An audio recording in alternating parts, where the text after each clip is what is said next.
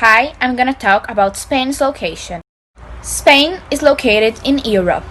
It makes border with Portugal, France, the Mediterranean Sea, and Andorra. There are two islands in Spain, Balearic Islands and Canary Islands.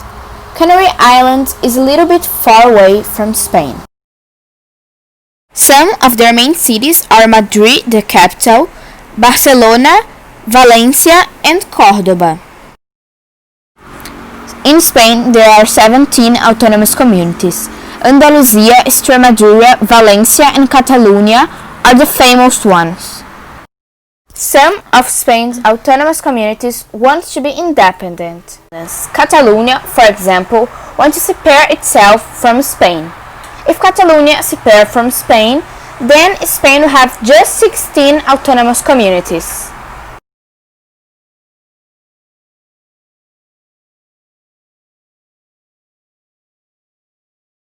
So today I'm going to present about the flag of Spain. So the flag of Spain is made of two colors, red and yellow. There are several legends about the flag. One of them is it represents the Spanish tradition of bullfighting. Red represents the blood spilled by the bulls. The yellow represents the sand in the areas. The flag is a horizontal bicolored triband with in a center an emblem. The proportion of the Spanish flag is 2:3. The flag of Spain was adopted in 1981. The first use of the current flag design was in 1785. The last change to the current Spanish flag design was in 1981. The flag is made of 5 components. On the top left, a three-towered castle representing the Kingdom of Castle. On the top right, a crowned reddish line representing the Kingdom of Leon. On the bottom left, the red and yellow stripes representing the Kingdom of Aragon. On the bottom right, across the chain linked together chain from the Kingdom of Navarre. On the bottom, the seed flower with 2 leaves representing Granada. And the last in the center are fleur de lis representing the royal house of Bonjour Anjou. This was about the Spanish flag. I hope you guys like it. Hello everybody, my name is Valentina and today we're going to talk about the history of Spain.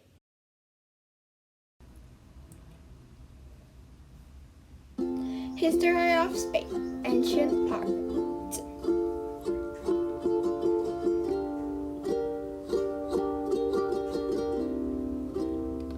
The study Iberian Spain. These names refer to the original inhabitants of Spain and the peninsula as Iberians. The most advanced Iberians were undoubtedly the Turks, who founded the oldest Western European high culture, and their descendants Teutanos and Ductanos, Phoenicians, Greeks, and Carthaginians.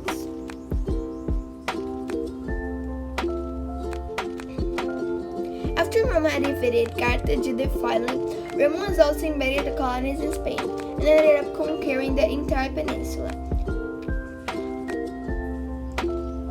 Moorish epoch and Reconquista. The Catholic monarchs.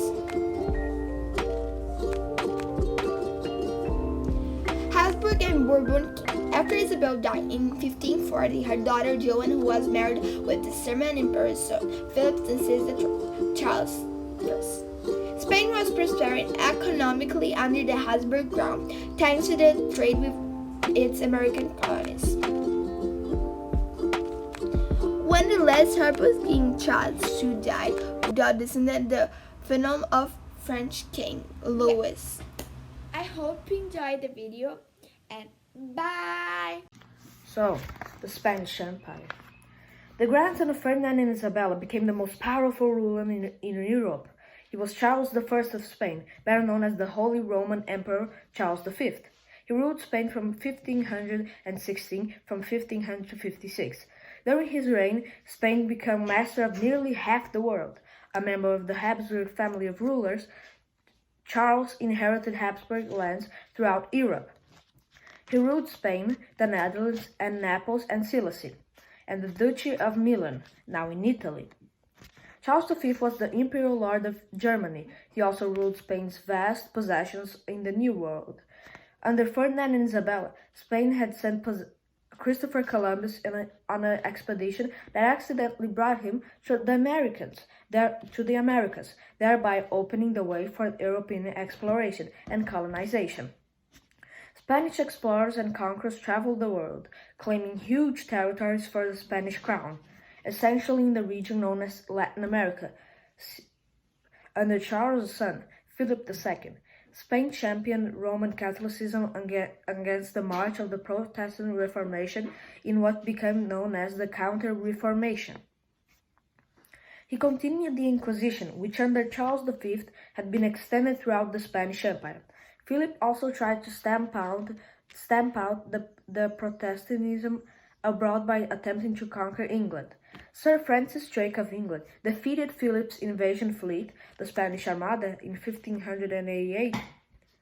This defeat smashed Spain's rule of the seas. Philip's futile efforts to conquest permanently impaired the resources of his kingdom. After the reign of Philip II, Spain steadily declined in power and riches. His son Philip III expelled the Moriscos from Spain in 1609 for 5 years. This act seriously weakened Spain because the Moriscos had been energetic builders and businessmen. The death of Charles II in the 1700s ended the Habsburg line of Spanish kings. Many European countries fought for the Vatican throne in the War of Spanish Succession. This war continued for 12 years, from 1701 to 1713. The war stripped Spain of most of its outlying possessions in Europe and seated a French Bourbon prince on the throne as Philip V. From 1714 to the French Revolution, Spain was a little more than a satellite of France. In 1808, Napoleon placed his brother, Joseph, on the throne of Spain. The outraged Spaniards revolted. Aided by the British, they freed Spain from Bonaparte's rule in the Peninsular War. Meanwhile, in 1912, Spain had adopted a liberal constitution. However, when Ferdinand VII was restored to the throne in 1814, he abolished it. By the end of Ferdinand's reign, in 1833, Spain had lost its vast empire in the New World, except Cuba and Puerto Rico. These were lost in the Spanish-American War in 1898, which also caused Spain of the Philippines. Hello, my name is Augusto and today I'm going to be talking about the third part in the Spanish history. I hope you like it. I'm mainly going to talk about the Civil War and the dictatorship, so let's start. In the Civil War, there were two sides, the nationalists and the loyalists. The war was incredibly fierce.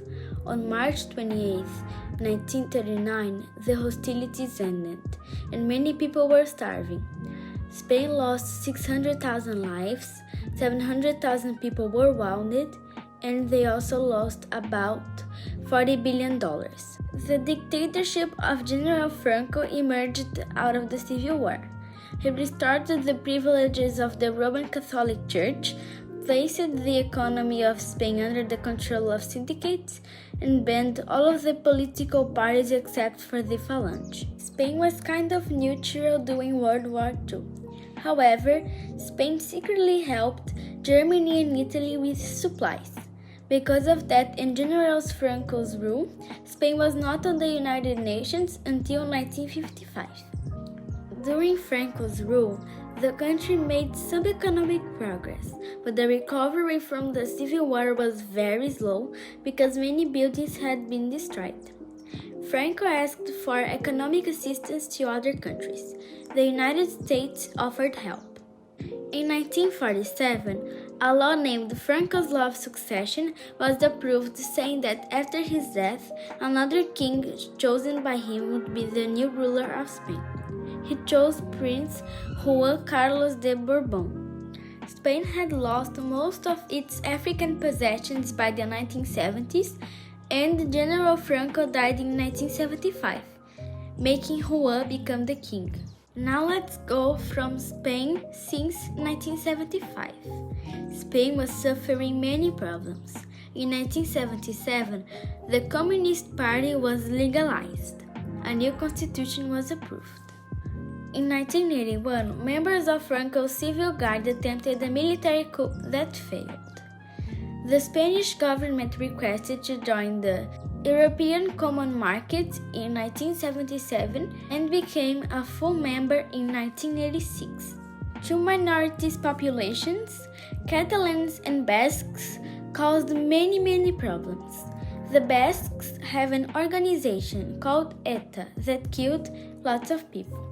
Felipe González became prime minister and modernized the economy. In 1996, González was defeated by José Aznar, who became the prime minister. Spain adopted a new currency, the euro, in the year of 1999. Aznar's government supported the United Kingdom and the United States in their invasion of Iraq, even though a big part of Spaniards didn't. On March 11, 2004, 10 bombs exploded in Madrid, killing 190 people and injuring 1,500. Aznar blamed the ETA. However, the police found some evidence that a Moroccan Islamic group did it. So this was my video. I hope you enjoyed and learned something new about the Spanish history. That's it. Bye! Hey everyone, my name is Sophia, and today I'm going to be talking about what language dialects we can find in Spain. So, as some of you may know, Spain is divided in autonomous communities. These autonomous communities have different characteristics between themselves. They have different food, different culture, different traditions, and as well different accents and different language dialects. So, I'm going to talk in a scale of 1 to 5 what are the languages mostly spoken in Spain and what are their characteristics. First, we have Castilian, or Spanish. It is spoken all around the country and is their official language. Next, we have Catalan, which is originated in Catalonia. It is spoken by 4.6 million people, but is not only spoken in Catalonia, it is also spoken in all the northwestern part of Spain and in the part of France. Next, we have Galician. Galician has originated in Galicia. A curiosity about that language is that it's really similar to Portuguese. That because Portugal and Galicia had been united in medieval times. It's spoken by 2.6 million people. Fourth, we have Valencian, which is originated in Valencia. It's not only spoken there, but it's also spoken in some small towns in Spain. It is spoken by 2 million people. Fifth, we have Basque. Basque has originated in Basque country. A curiosity is that some people think that Basque is older than even Latin. It is spoken by 900,000 people. Other than that, we have some small dialects, such as the Balearic dialect. It is spoken by only 600 million people. So, I'm not 600,000 people, sorry. So, I'm not gonna be talking about it so much. Well, I hope you enjoyed the video and that you learned a little bit more about language dialects. Thank you for watching and bye.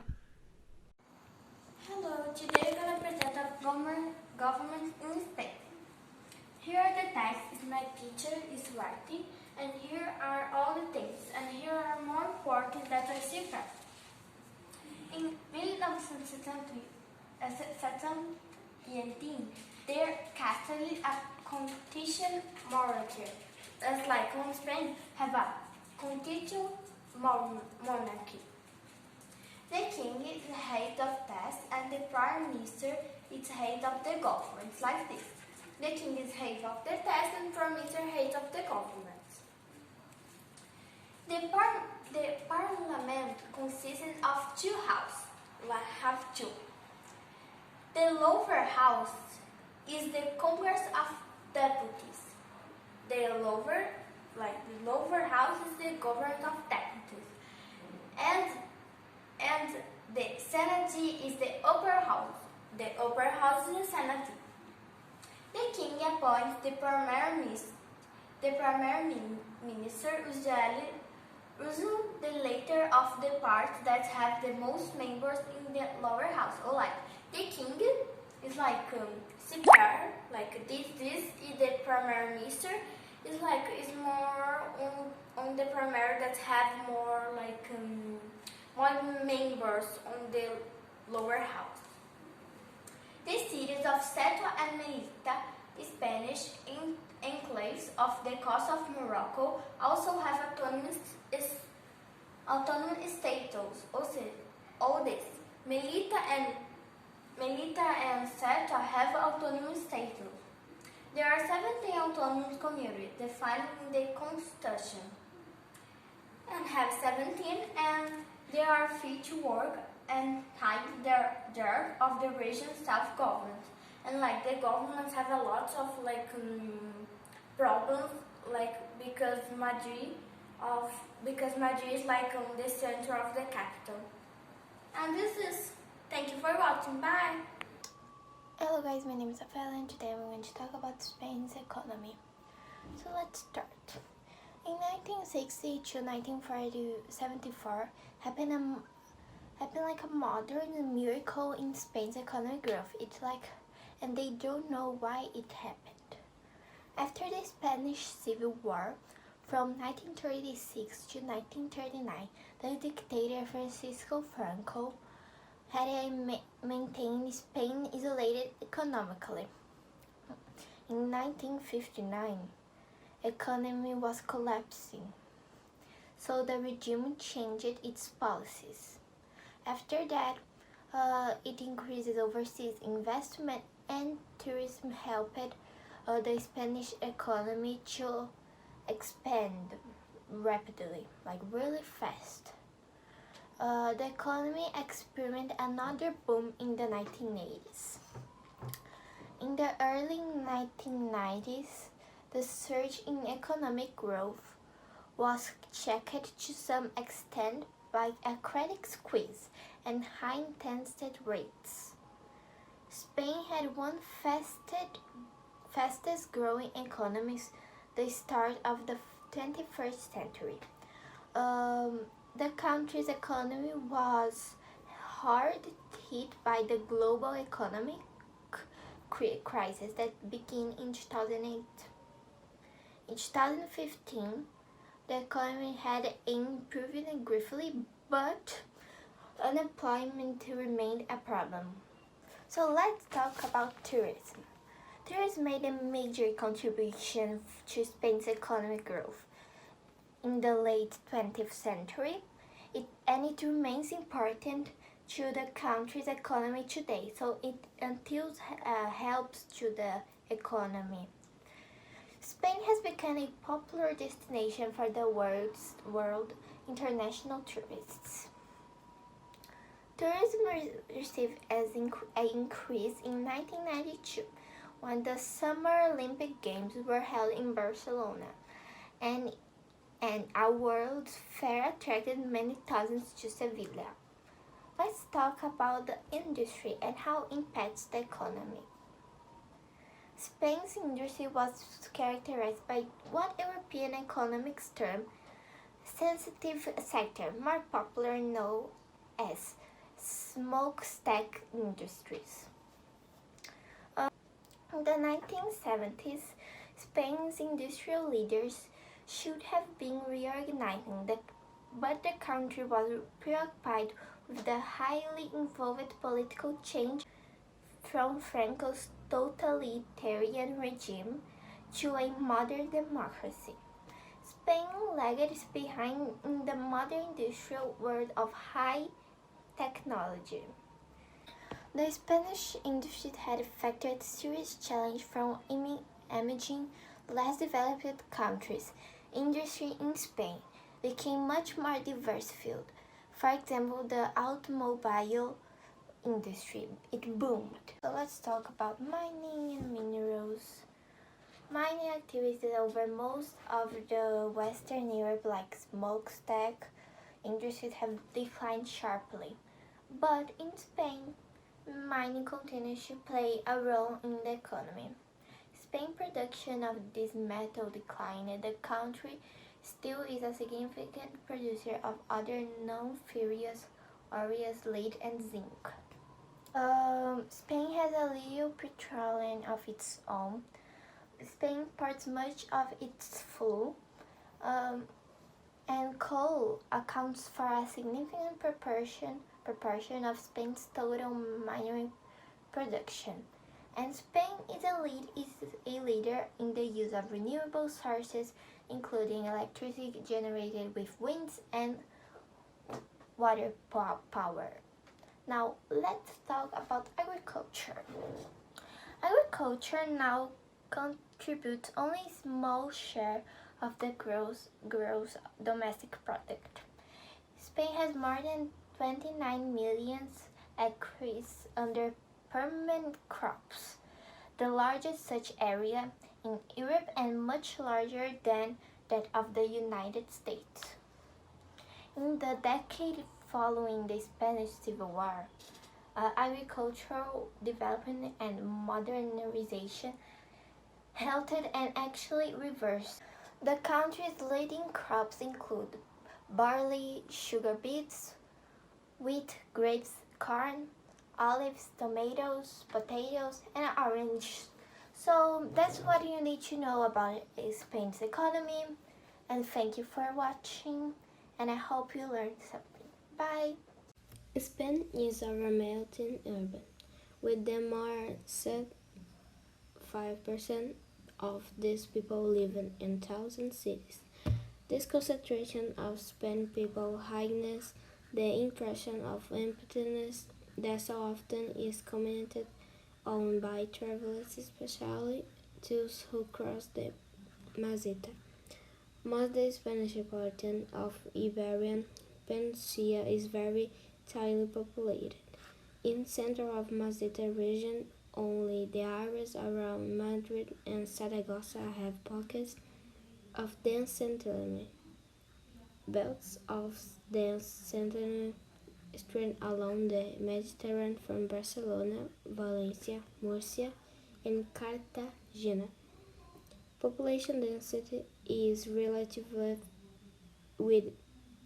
high over most of Elsewhere, where Sevilla and Malaga stand out as the largest centers across the north. Another ribbon of dense population spread from the Galician parts through the eastern centers of Santander and Bilbao to the Sebastian in the Basque Country. From 1950 of the mid-1970, Spain was major exporter of workers. The demand for low-cost labor in the booming economies of Western Europe being the pioneers attracted hundreds of thousands of Spaniards. Most of these migrants were from Meseta. Only the Madrid region of the Meseta showed a heavy gain in population during the period. There, the growth of government services and other community activities provided sought after jobs. The recession that began to affect Eastern Europe and Venezuela ended the flood of Spanish immigration, with Spain increased prosperity and integration into the European Union. In the late 20th century, this migration trend reversed, with the country received substantial numbers of migrants from other EU countries, Morocco, South America, and where else. Hello, my name is Mateus and I'm gonna present about the religion on Spain. The majority religion in Spain has been Catholic Christian since the Reconquista, with a small minority of Christian and non-Christian. 77% of population declared to be Catholic, although the percentage of partners is much lower, around 22%. More than 29% of population does not recognize themselves in any religion, defining themselves as non-believers or agnostic. There are also Muslims, Protestants, and Orthodox minorities, which make up about 2.3% of population. The major religion in Spain has been Catholic Christians since the Reconquista, with a small minority of other Christians and non-Christian religions and on high levels of recognition of 2020. During the years, the Catholic religion is decreasing a lot. An example here is the image from 1998 to now 2020. The non-religions are growing, and the other religions has been the same as before. In 2017, at 53.5%, exceeding for the first time the number of those who believe and in relation to the population as a whole.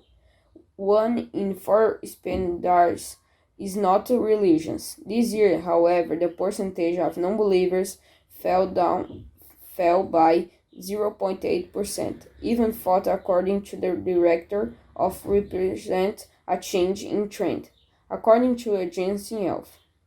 But a statistics aspect, since to 1980 until now, the non-religious population increasing instantly.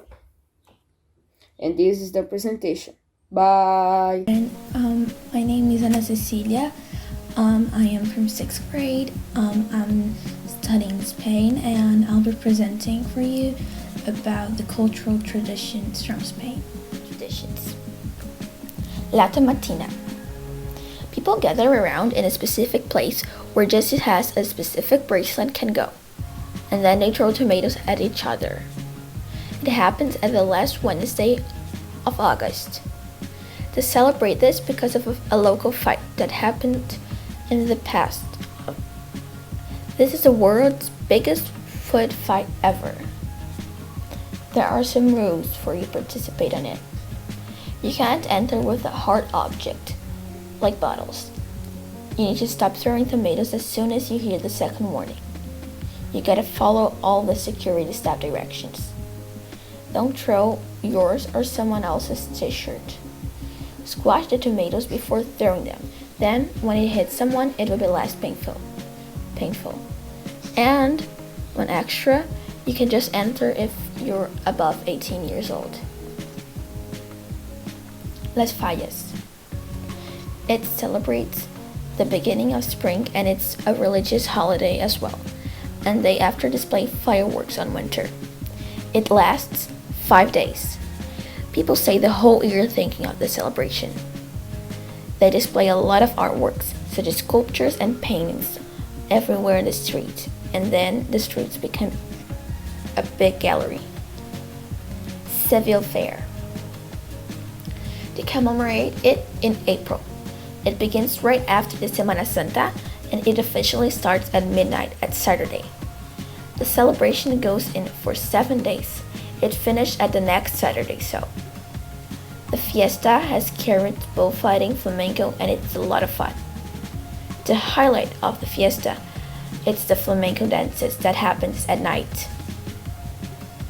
Here are some photos. And this was the presentation about Spain cultural traditions. Hello everybody, my name is Marcus, and today I'm going to talk about music in Spain. It is very interesting because I have many types of music in Spain, but today I'm going to talk about just 3 of them, but they are very popular there. They're probably, if you go there, you're going to listen to it, and they're very good, in my opinion. So the first one I'm going to talk, the first one on the list, is the flamenco music. Yeah, flamenco is a dance, for you that don't know it.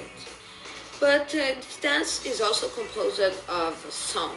So Most of people, like 90% of the people, dance and listen to music at the same time.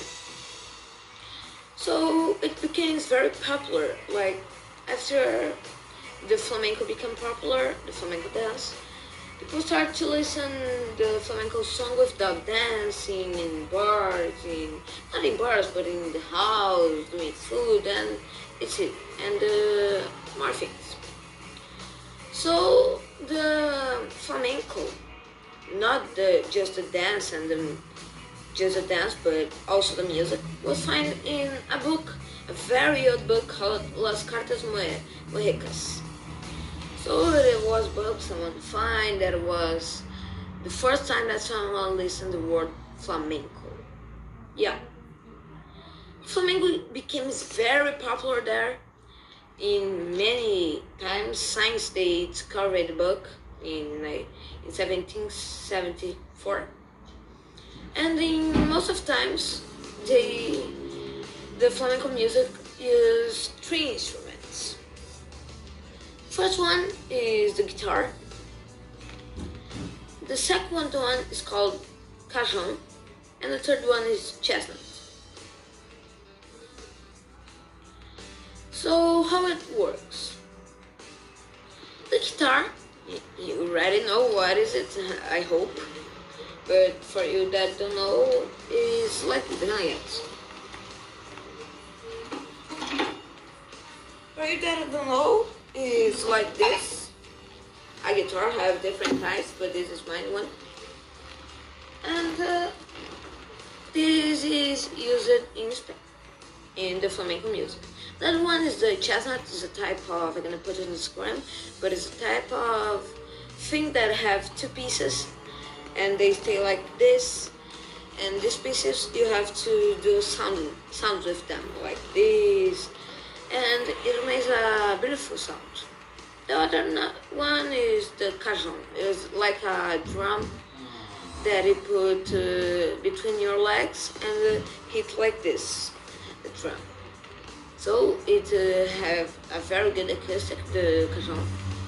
And these are the 3 instruments more popular in the flamenco music. So now I'm gonna go to another music that have, it's not a music, but it's a type of music that obviously you already listen, that is hip hop. Yes, the hip hop in Spain became popular since 1980. That the American soldiers go to Madrid and there they spread the hip hop song. So since that years, the rap becomes to be popular there. So people start to listen rap on the streets and the things. So one day the Spanish people create a type of I don't know exactly if it was Spanish people, but all evidence points to Spanish people that create a variation of the rap that is called gangsta rap. It's a type of rap, but a little bit different. So this is the second one in our list. But the last but not least is the Gregorian chants.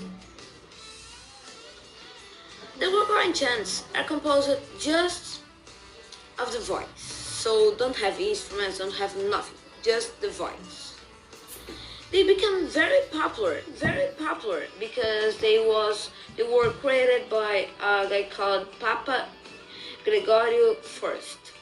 He was a Pope of Roman Catholic Church, and for you don't know, Papa is the maximum authority in the church. Then the Papa created this chant, the Gregorian chant, and it became very popular because now it is the official music of all Roman Catholic Church, not just on Spain but in the world. So this Papa Gregorio first created this song for being sung in church by one child and one adult, or more children, more adults, these things. But it became very popular in Spain because Roman Catholic religion is the most popular religion in Spain. So most of people of Spain is Roman Catholic, and they go to the church and they listen to this song. So it's called Gregorian chant, from I remember. So this was the list of three popular types of songs in Spain. I hope you like it, and thanks for the attention. So bye bye.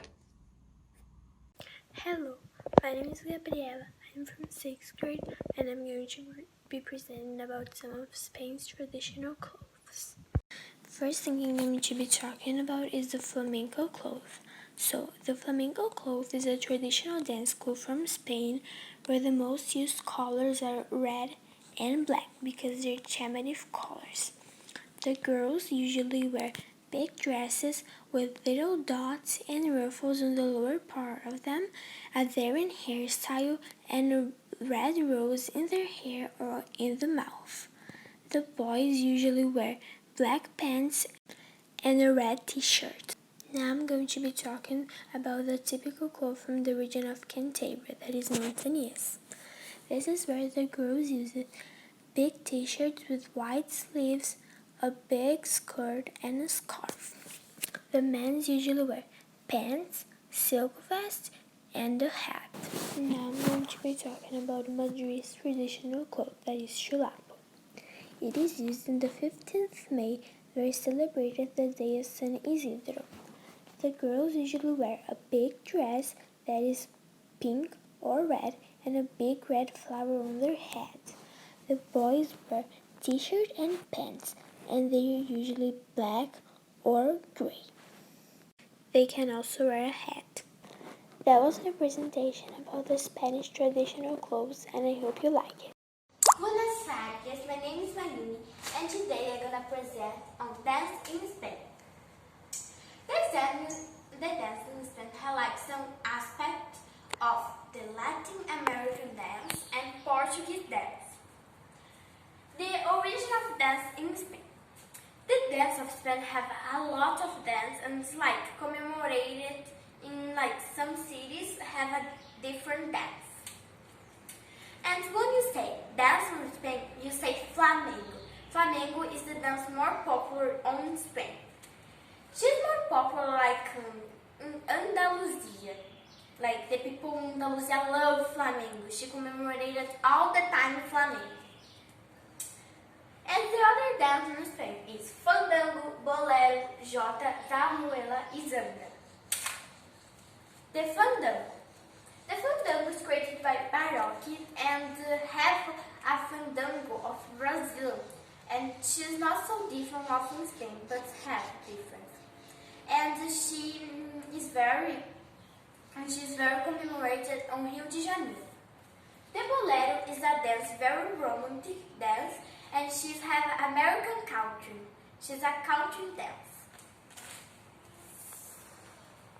The jota. The jota is a dance very different because Andalusia is like this. Andalusia have this culture of jota and Galicia have this culture of jota. It's very different on when the cities you go has this difference. The zarzuela. The zarzuela is a classical dance and she has your taco de zarzuela on Madrid in Spain. The zambra is a variation of flamenco dance, but is Arabic dance and Spain dance. Because it's like this. On story, Arabic domination the dance, the Spain, and for this, go to the zambra, have the Arab and Spain culture.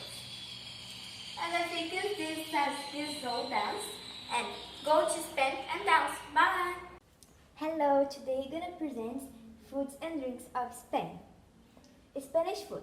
The Spanish cuisine is very influenced by historic process. The climate had a great influences on the cooking methods, and on the ingredients are still present in Spain.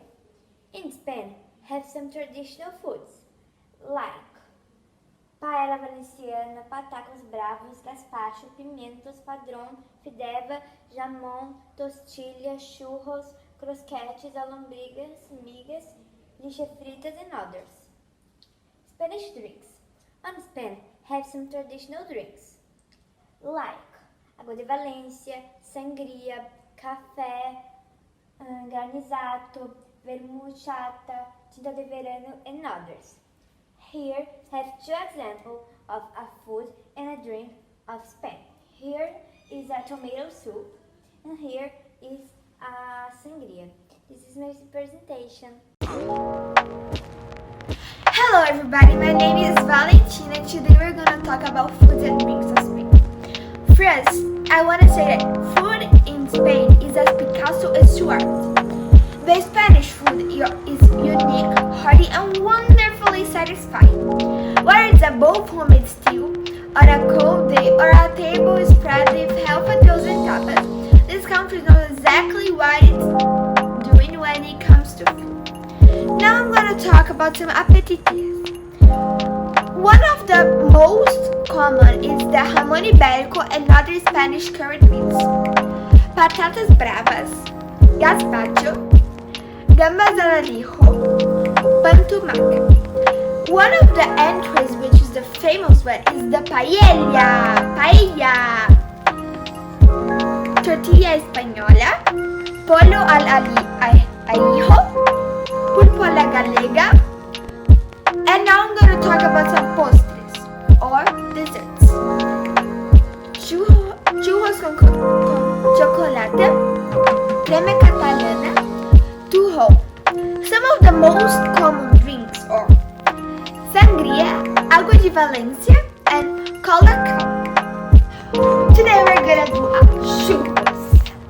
The first thing you're gonna need to put is water, 2 cups of water, and a bit this.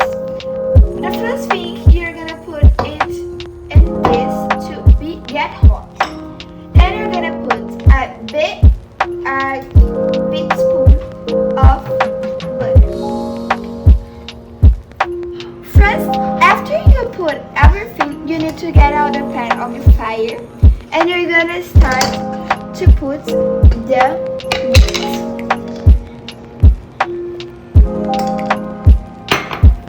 Dough stay like this, and for you to do it at home, you need to take a little top of a bottle and make a hole in it so you can put the sugars.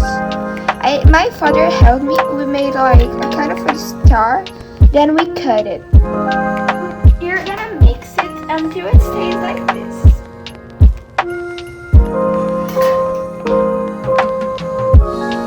Now after you put it on the bottle, you will put it on the hot oil, but be careful not to get burnt.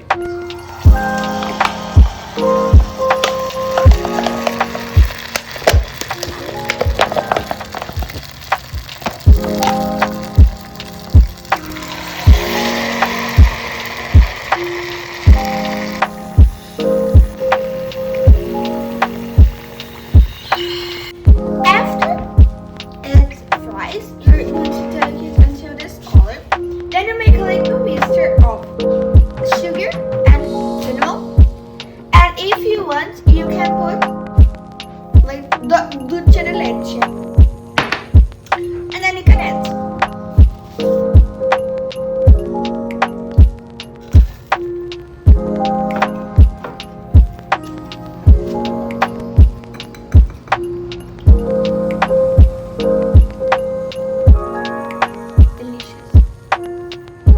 I'm just passing here at the beginning of the video to say that the sports that I'm saying are not in order. Hello, today I'll talk about the sports in Spain. Okay, I'll say the most famous sports in Spain. The most famous sports in Spain, I will say the top 10, right? The top 10 most famous sports in Spain, in 10th place is soccer. Yes, soccer is in 10th place.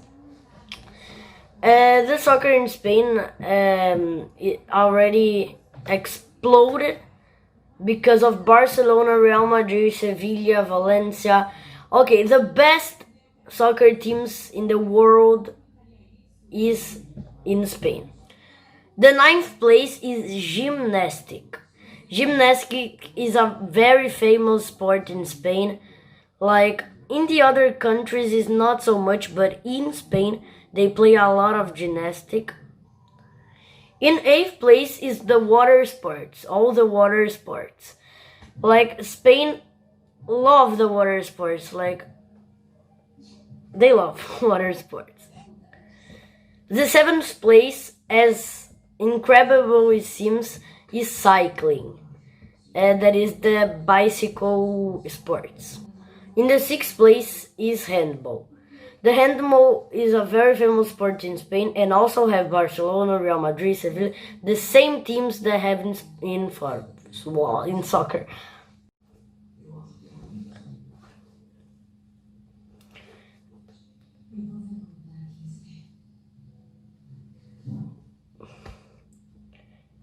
In the 5th place is the motorsports like Formula 1 and I don't know how to say the sports that they use the motorcycle, but the motorsports. In the 5th place is golf. Golf has getting a tremendous popularity in Spain in the past decades. Like golf is a very loved sport in Spain. In the 3rd place is hockey. That is that sport in the ice that you use roller coaster and you have to. It's like a golf, and you have. It's a golf with soccer, a really mixture. In the 2nd place is basketball. Like the soccer, the handball, and the other sports, also have Sevilla, Real Madrid, and it's a very famous sport in Spain, and it also have the most famous players of basketball in Spain. In the 1st place is tennis. Tennis is the most famous sport in Spain with a lot of players really good that I don't know how that they do the things that they do. Like they are amazing. The best and most famous tennis player in the world is called Rafael Nadal and he is Spanish. Hello everyone, so today I'll talk about Spain's architecture. Spain is known worldwide for both its architecture and its architects. According to UNESCO, Spain is the country with the 2nd highest amount of buildings in the list, beaten only by Italy. There are 11 styles of architecture in Spain. I'll talk about all of them. Now, first, the prehistoric Spanish architecture. Some of the first people to live on the land where Spain stands today, back in 4,000 years before Christ, they built barriers out of stone. The largest of these can be found near the city of Antequera, near Malaga in Spain. The Cueva de Minga is 25 meters deep, 5 meters wide, and 4 meters high, and dates back to around 3,000 years before Christ. So this is the Cueva de Minga. Here. Sultans, they began to build walled villages called castros on mountains in the region of Galicia. Galicia is where you can find many examples of the Celtic settlement. Now I'll talk about the Roman Spanish architecture. The Romans conquered the Spanish peninsula, and with them they brought their fantastic skill in civil engineering. The Romans built a network of roads that linked many of the major Spanish cities, such as Cordoba and Tarragona. This is an example of the Roman Spanish architecture. So now I'll talk about the pre-Romanesque architecture in Spain. The pre-Romanesque period of Spanish architecture refers to Christian art produced by the Classical Age, yet before the Romanesque art period, the most well-known of which Spain is history and art. This period was a time of innovation in structural and designing elements. Arches and lattices became much more common in buildings in Spain. Later, there was a heavy Mozarabic influence in architecture in Asturias, in which the horseshoe-shaped arch increased in usage. Here is an example of the pre-Romanesque architecture in Spain. Now I'll talk about the mudéjar style. Mudéjar architecture is a style of architecture developed by the Moors left in Spain.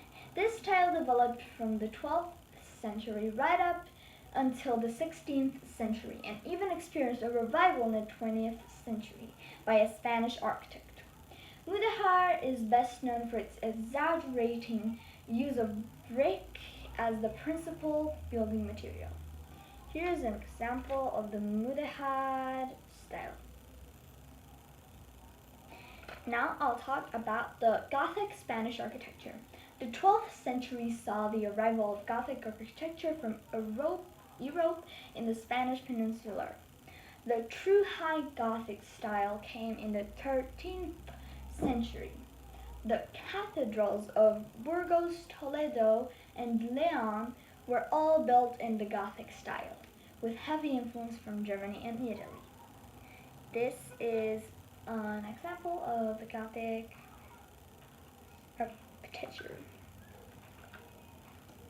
So now I'll talk about the Renaissance Spanish architecture. In Spain, at the beginnings of the Renaissance architecture period, that was the end of the 15th century, many former Gothic buildings were adapted to meet the new Renaissance style. The Palace of Charles V in Granada was designed by Pedro Machuca and was very innovative for the time. It incorporated many elements of mannerism before the movement had developed properly.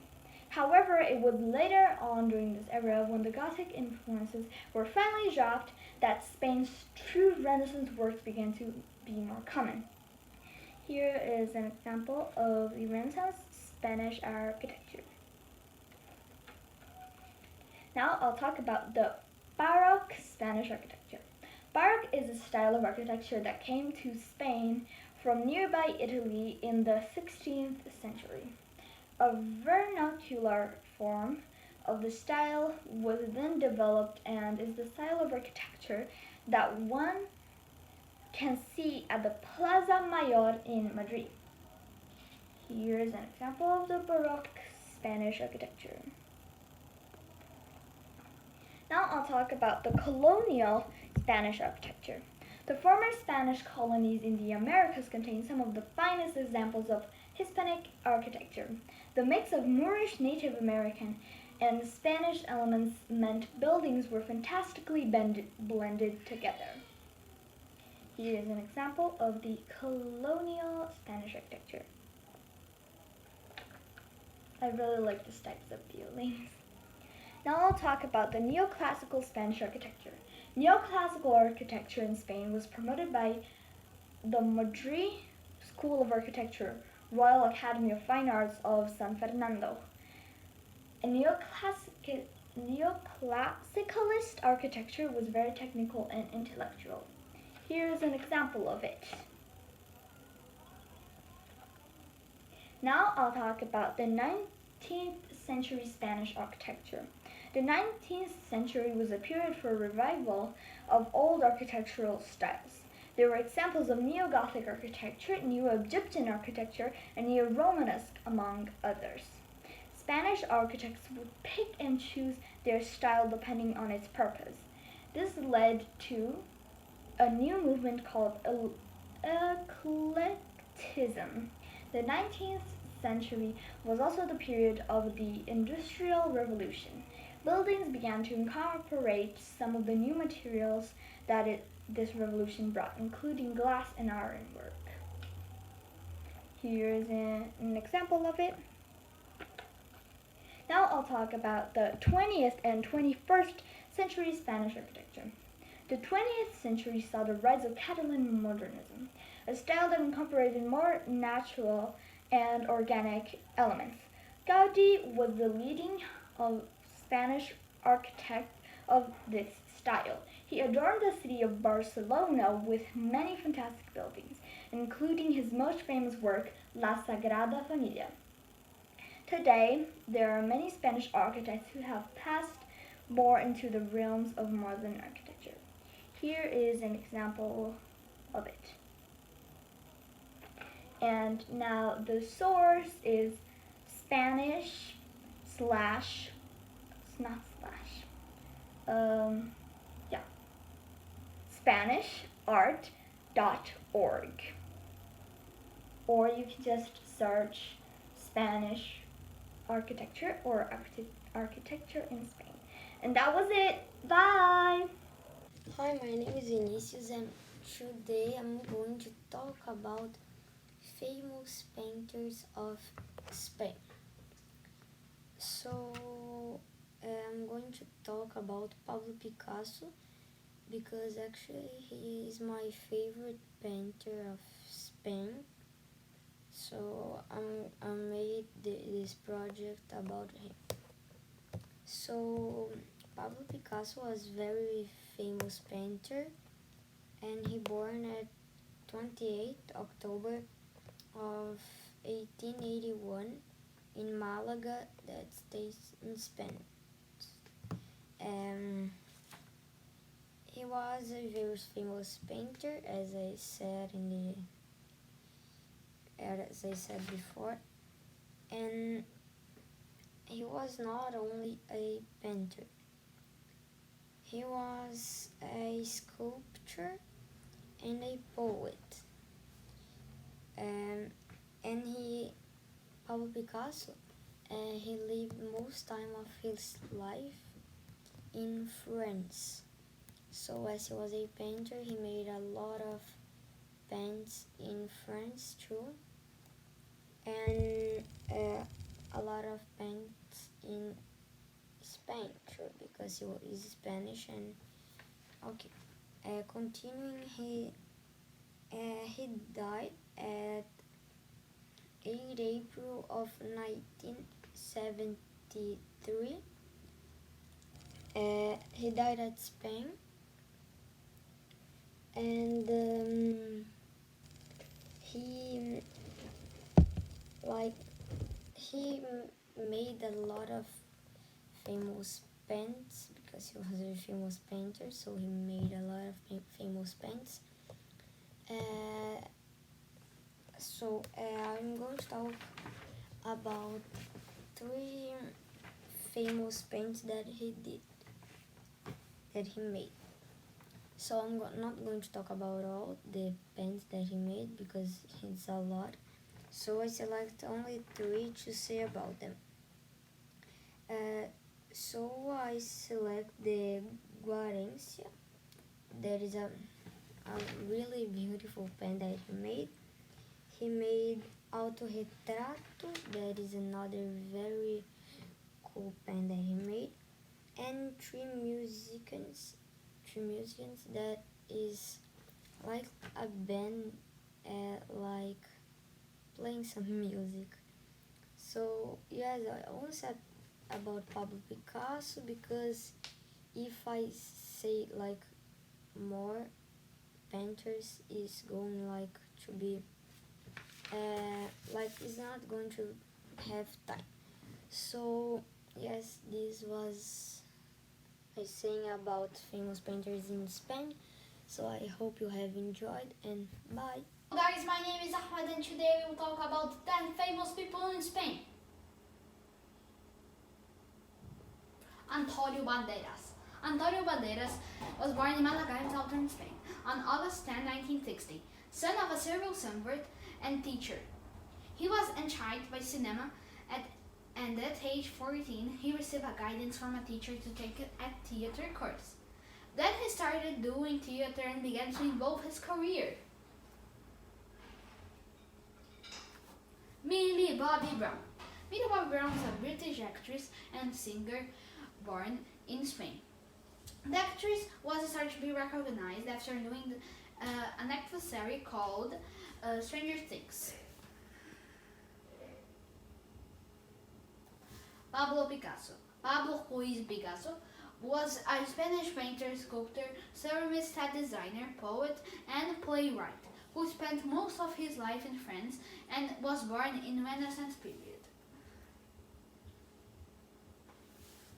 Salvador Dali. Salvador Dali, nomenclature first Marquis of Dali de Pubod, was an important Spanish painter known for his surrealist work. Dali's work calls attention for his incredible combination of bizarre, dreamlike images with excellent plastic quality.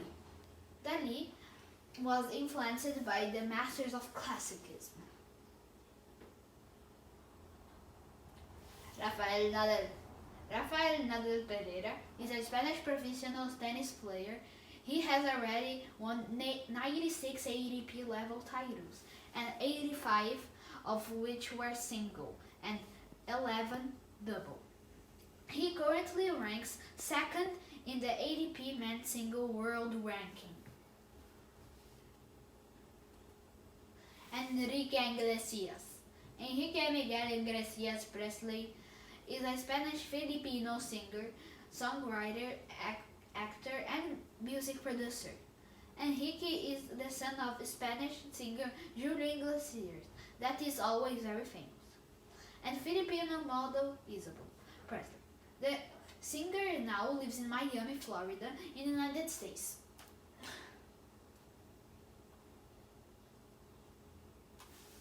Penelope Cruz. Penelope Cruz Sanchez is a Spanish actress, the first interpreter in country to win the Oscar Best Supporting Actress for Vicky Cristina Barcelona. Andrea Iniesta.